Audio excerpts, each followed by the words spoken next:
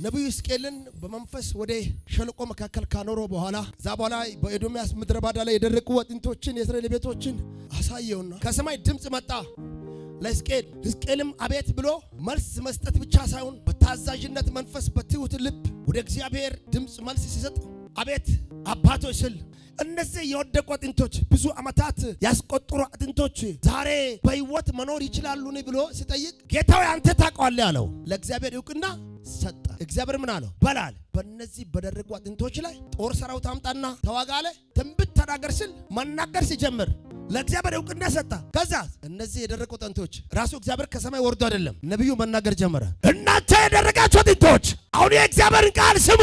እጅ ከዛ እግር ከዛ ጭንቅላት ከዛ እያሉ የት ነህ አዳጋሳታ አረ ድምፅሽ በአደባባይ ይከብዳል። እዚህ ቤት ዝም ብለህ ቁጭ ብለህ አትሄድም። በውስጥ ላይ ያለውን ነገር የሆነ ምናምን ተውን ጠርጌ አወጣና የኢየሱስን ኃይል ከታለሁ። እጅ ከፈግና ታላቅ ኃይል በውስጥ ያለ በላ።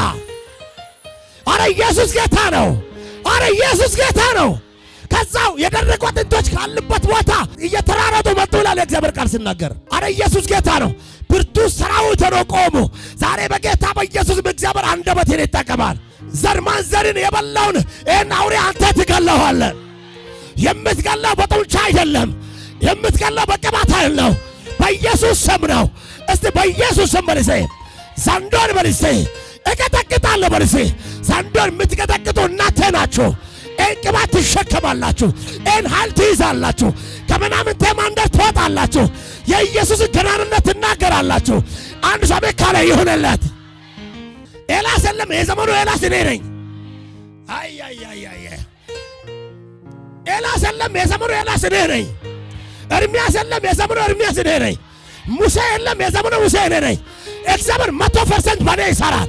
በርኩበት ቦታ ለውጥ ይሆናል። ጨለማን እየገለበጠ እሄዳለሁ። የአጋንንትን መንደር አናውጣለሁ። የእግዚአብሔር ታላቅነት እናገራለሁ። የእግዚአብሔር ታላቅነት በእኔ ይወራል። ኢየሱስ በላይ እኔ እሆናለሁ። እኔ እናገራለሁ። እኔ ስናገር ሰማይና ምድር ይንቀጠቀጣለሁ። የኔን ድምፅ የሚሰማ ጌታ አለ። ድምፅን በደንብ ይሰማኛል። እጅግ ከፈግና ድምፅን ይሰማኛል በላ። አጋንንቶች ይዋረዳሉ። መተተኞች ይዋረዳሉ። አስማተኞች ይዋረዳሉ።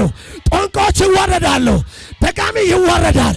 ስሙን ስናገር የታላቅነቱን ኃይል ስናገር ጨለማው ከዚህ በኋላ ይበተናል።